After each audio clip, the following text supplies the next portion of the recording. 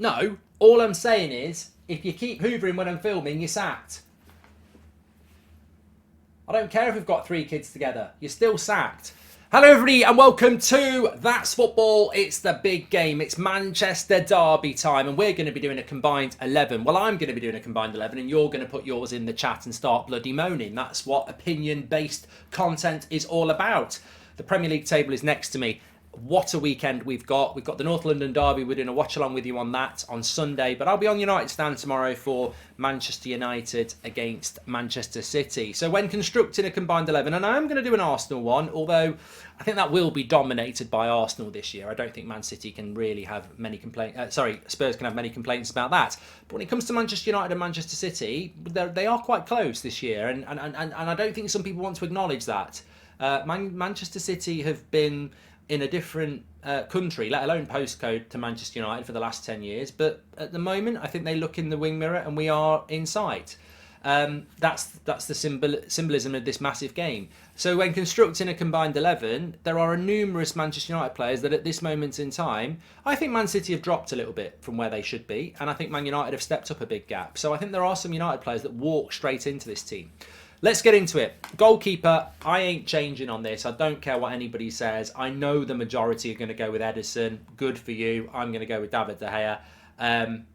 I've seen such a massive improvement in David De Gea under Erik ten Hag. And the funny thing is, Martial, I was defending Martial to United fans for the last 2 weeks, saying the work he does off the ball, the link-up play is so important. And then Ten Hag came out last week and said the work he does off the ball, the link-up play is so important to the way we play. So, look, I'm not going to have this that only I see this. That I guarantee you Ten Hag sees it as well. De Gea's distribution this season has been immense. So much better, so more reliable. His goalkeeping is still brilliant. I'm taking De Gea over Ederson. I'm sorry, I just am. I'm going to do that. I actually think this season De Gea is better than Ederson. I've said those words. I'm going to have to stand by it now.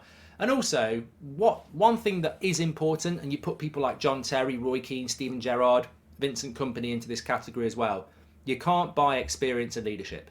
And David De Gea is so important. You speak to some United players off the record, on the record, and they'll tell you David De Gea's influence within that team is huge.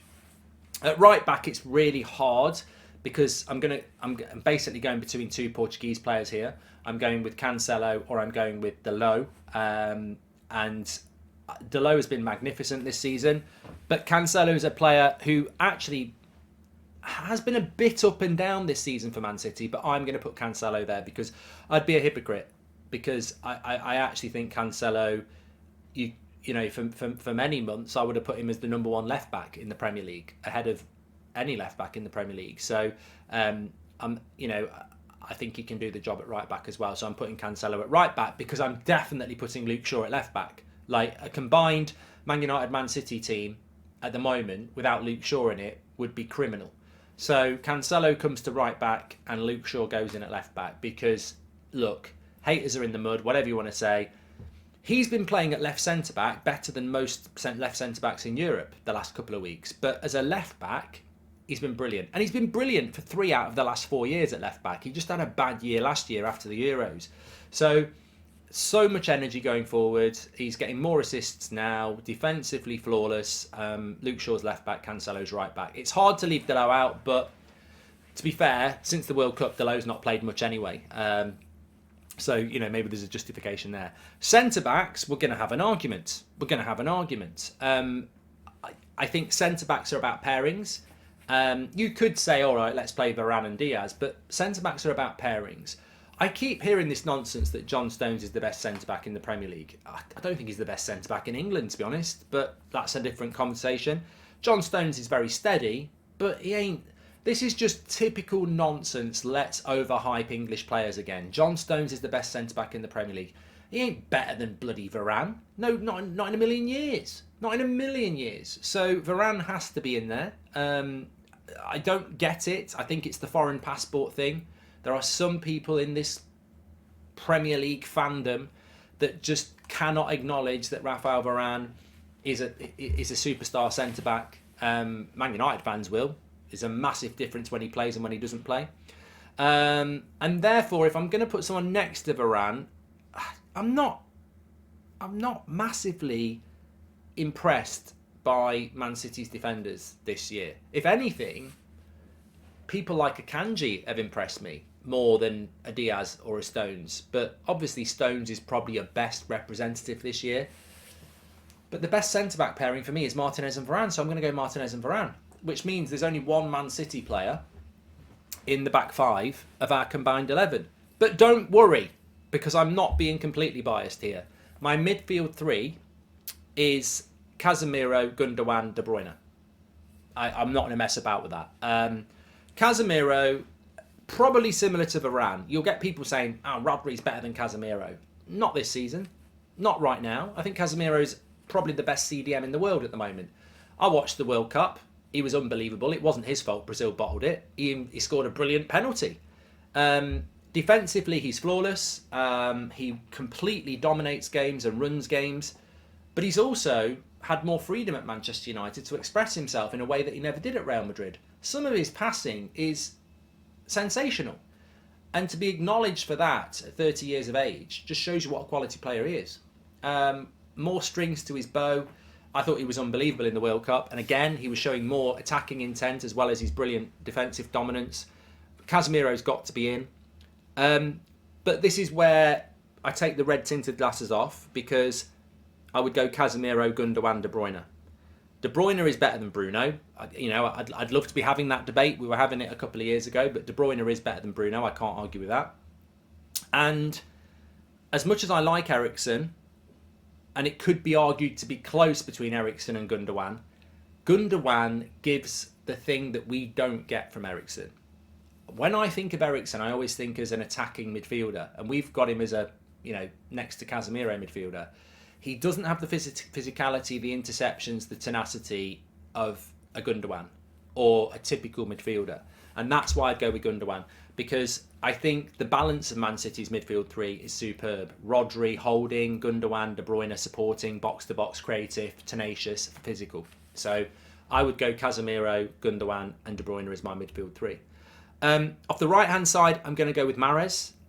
It was between Mahrez and Silva. I'm a massive fan of Riyad Mahrez. I was on Twitter yesterday listening to Common People by Pulp. You'll never live like common people. And I was saying, it's such an underrated song. It really is the Riyad Mahrez of the music world, because it's such a good song. Mahrez is such a good player, and I think he's massively underrated. I personally, and I might be in the minority here, I would take Riyad Mahrez on the right-hand side in a Manchester, Man United, Man City combined 11.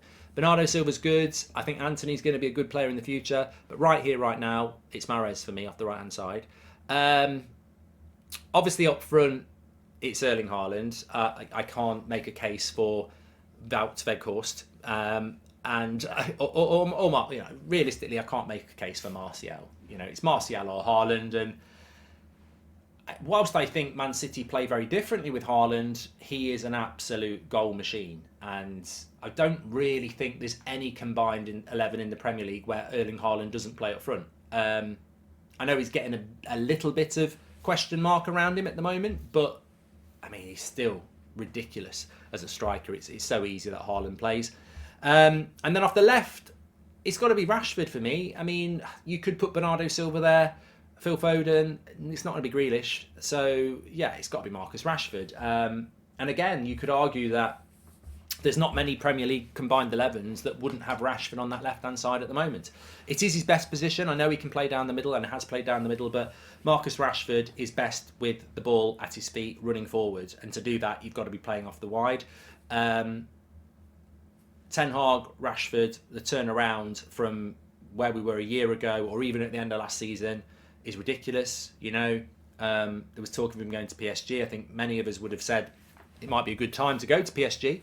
And he's completely turned it around and become absolutely invaluable, and he'll get the contract that he deserves. And he completely deserves to be in this team. So my combined 11 would be De Gea, Cancelo, Rafael Varane, Martinez, Luke Shaw, Casemiro, Gundogan, De Bruyne, Mahrez, Haaland and Rashford, which means we have got Mahrez, Haaland, De Bruyne, Gundogan and Cancelo. We've got 5 Man City players and 6 Manchester United players. But obviously I'm aware that there's a couple of controversial ones in there with De Gea in goal. And I'm sure people will argue about, you've got to put John Stones in. Pebbles, you can go in my bloody garden. I've got a bit of a drainage problem. Manager, it's still Pep. Of course, it's still Pep. I mean, I love Ten Hag. He's doing a great job. I could be completely biased and put Ten Hag in there, but you know, the purpose of these is actually to do it on my opinion and try not to be biased. So no, it still would be Pep. Of course, it would. Even Ten Hag would say it's Pep. We're not at that point yet. But again, name me a combined 11 where in the Premier League where Pep Guardiola wouldn't be the manager. You know, you could almost say name me one in Europe. He is arguably the best manager in the world still, but the improvement with Ten Hag has been remarkable. Really pleased to have him, and I think when you look at that league table, if Man United win, we go within a point of Man City. If Man City win, you know, obviously they move 7 points clear of us. That in itself is quite symbolic, but this is about where Manchester United are, and you know, I can put 6 Man United players in a combined 11. Man City could put 6 past Man United at Old Trafford, and suddenly that looks very stupid. And that's one extreme, but that's the game we've got here on Saturday lunchtime. This is a line in the sand as to where Manchester United are, and we'll learn a lot about where Manchester United are at 3 o'clock on Saturday when that game's over. If we were to lose badly, people would say, well, you only beat relegation teams and you thought you were a title contender. If we win, we will be a title contender. Personally, if we win, it's about progress. I'm not talking about titles or top 4. It's still too early, but you know, it is a line in the sand and I can't wait for it. We will be live on the United Stand for that tomorrow from 11:30 for a 12:30 kickoff. So join us for that. North London Derby is on here Sunday afternoon, and we'll have a combined 11 for that coming up for you tomorrow. So watch out for that. Thanks everyone for watching. Make sure you smash a like and subscribe and get your comments in below. Speak to you all in a bit.